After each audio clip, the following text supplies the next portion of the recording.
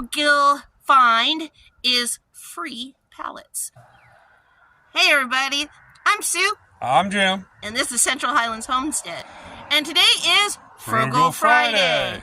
Today's Frugal find is free pallets. And we're going to give you some advice on tips on how to find pallets for yourself. You can always find a place, somebody who's getting rid of them.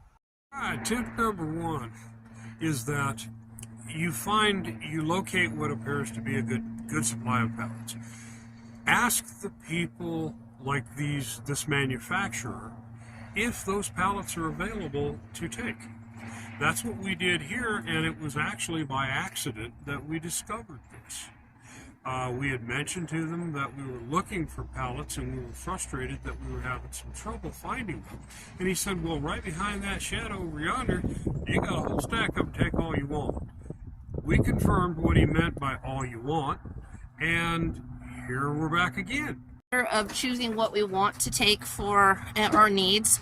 In the past, we've been a little bit overzealous in our acquisition of pallets, and we wound up having way more than we needed. Literally hundreds. Yes, literally hundreds of them. Excuse the noise in the background. We're kind of by a highway, so it's kind of noisy. Anyway, but there are some really good finds, and there's some projects that we want to use this wood for.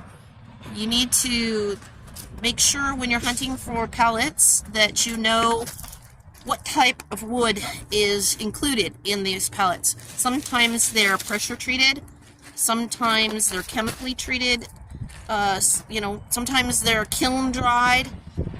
So depending on what you're using it for, you want to make sure that you know what type of pallet you have. So let me show you where some of the codes are. Okay, so on this particular pallet, you have the HT, which is heat treated. On this one, it's a different.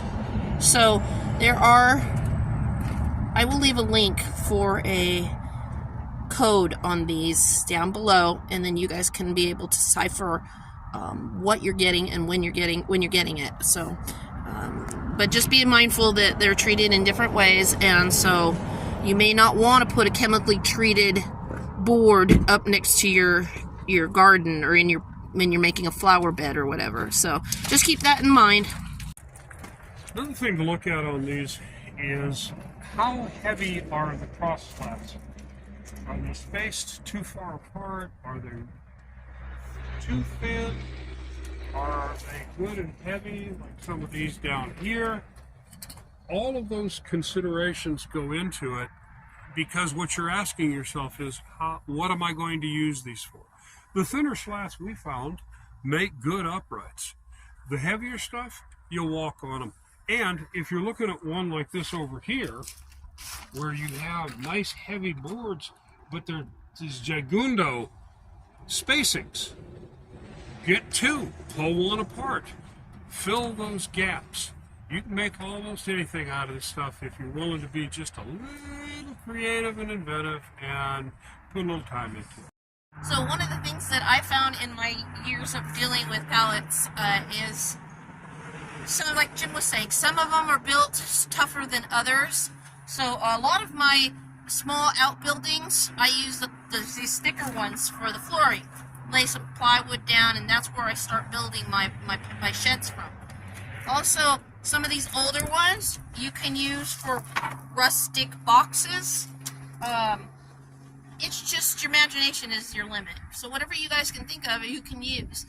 Just remember, my favorite tip, never pay for a pallet. Another tip that we would like to recommend that you bring a friend. Remember to bring a friend.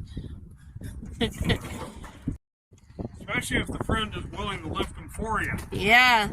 Scavenging for pallets is more fun with a friend.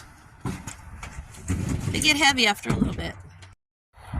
And this concludes another edition of Frugal Friday.